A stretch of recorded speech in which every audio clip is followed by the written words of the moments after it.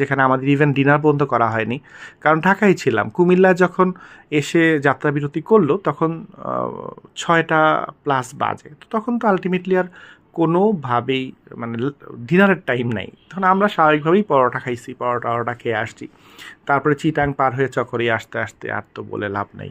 তবে চকরিয়া থেকে যখন আমরা অটোতে করে মানিকপুরের দিকে যাচ্ছিলাম তখনই ওয়েদারটা ঠান্ডা হয়ে গেল, এবং অক্সিজেনের আমার মনে হয় যে মানে এরকম ফ্রেশ অক্সিজেন খুব কমই আমরা পাই আসলে।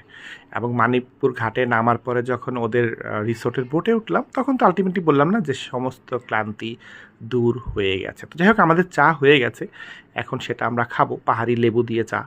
এই লেবু নিয়ে পাহাড়ে লেবু ধরে আছে, সেখান থেকে আমরা লেবু নিয়ে আসছি 2-3টা। হ্যাঁ, তো সেই লেবুরই চা হচ্ছে, আপনারা দেখতেই পাচ্ছেন। এই চা এখন খাবার। আদাটা আমরা ক্যারি করে আদাটা লালন নিয়ে আসছে, এটার ক্রেডিট অবশ্যই লালনের।